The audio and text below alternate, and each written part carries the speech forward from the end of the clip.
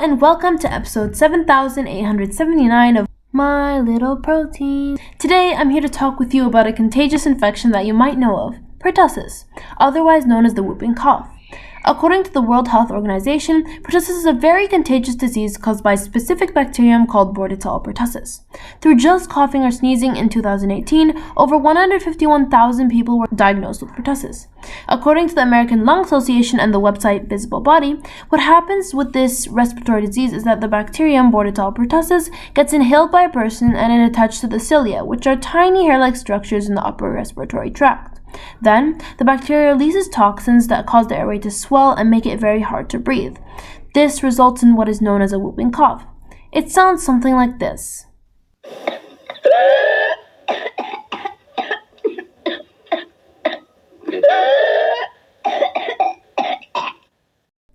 Did you know that according to Medscape, there are 48.5 million cases of pertussis worldwide and around 295,000 deaths per year due to the disease? It is so important to prevent, reduce, and/or cure this disease because due to it, infants especially are subjected to pneumonia, heart failure, brain bleeding, and according to Penn Medicine, air escaping the lungs, known as a collapsed lung. These huge issues can even lead to death for infants and children and various health issues for adults as well. According to Science Daily and Rush University Medical Center, in the membrane of Pertussis there are protein pores that excrete proteins.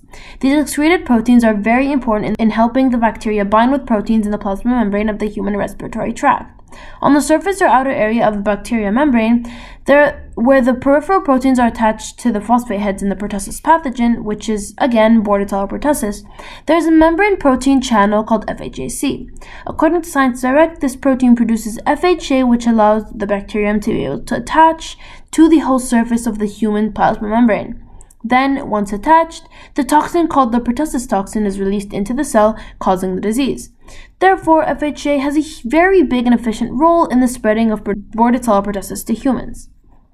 According to the Center for Disease Control and Prevention, one of the antibiotics used to cure pertussis is erythromycin. And based on the National Library of Medicine, erythromycin is a bacteriostatic antibiotic, meaning it works by preventing the further growth of bacteria rather than killing them all. What happens is that the erythromycin aims to inhibit protein synthesis. Erythromycin prevents protein synthesis in the bacterium Pertussis altogether, so that none of the membrane proteins on the bacterium, which is FHAC, can create FHA to adhere to the whole surface of the human plasma membrane, thus resulting in no pertussis toxins causing the disease. As you may know, and according to the National Human Genome Research Institute, ribosomes are made of RNA and protein, and they are the site of protein synthesis in the cell. So when erythromycin binds to certain ribosomes in the bacteria, specifically 23S ribosomal RNA molecule in the 50S subunit of the bacterial ribosome, it prevents protein synthesis from progressing in this invasive bacteria. As for the benefits, there are huge social benefits that a patient with pertussis receive once they are cured of pertussis. According to the New York State Department of Health, after people who get pertussis are treated with the correct antibiotics, the disease is not contagious after 5 days of treatment. In the Center for Disease Control and Prevention, whooping cough is one of the few serious examples that are given in terms of germs easily being spread through coughing and sneezing. And according to the National Library of Medicine, when 1,251 subjects were tested, around 50% of them stated that just coughing should be considered a disease. This is because it is universally known that a cough is something that is negative. According to the website the CDC recommends that you stay at least 6 feet away from people who cough in public. Thus, this provides the impact that a person coughing, especially if it is something severe like a whooping cough, can have on a sick individual. Children with pertussis can suffer from social isolation until treated. According to NHS, to not spread the infection to others, children must stay away from people as much as possible and not go to nursery or school until that second day of treatment.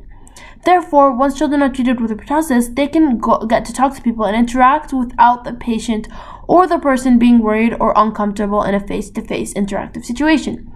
So, the cure for pertussis has a huge impact on the patients with pertussis and can cause them to live a normal life without feeling the pains of being sick and with the ability to interact with all people. Although there are positives, there are also limitations to the solution. To be specific, there are ethical limitations in terms of the use of antibiotics. According to Nemours Kids Health, When antibiotics are overused or not used correctly, it can result in numerous issues, including the creation of bacteria that are even harder to kill. When a child is sick with pertussis and takes an antibiotic too much, or the wrong one, it may change the bacteria so much that the antibiotics no longer work. This is called bacterial or antibiotic resistance.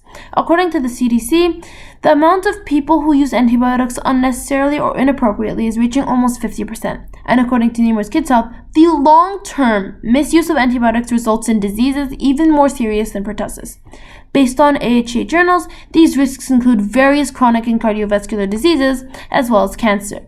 These worse bacteria can be spread to other people, and thus it is unethical in terms of other people being extremely harmed by the misuse of an individual's antibiotic usage.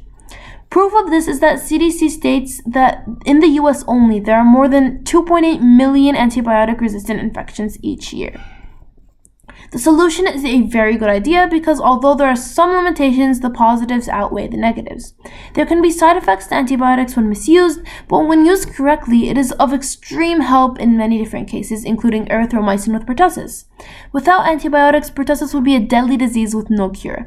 Not only with pertussis, but many antibiotics save people from death, so removing them altogether would cause more harm than benefit. So, to conclude today's episode, the membrane protein channel coming from the bacterium Bordetella pertussis FHAC uses FHA to bind with the cell receptors on the plasma membrane of a human, where the pertussis toxin causes pertussis. With the use of erythromycin, protein synthesis in the ribosomes is inhibited with the contribution of membrane proteins. Due to this, excessive numbers of individuals survive pertussis worldwide. Therefore, the solution with the contribution of membrane proteins is effective and should continue to be used to cure pertussis.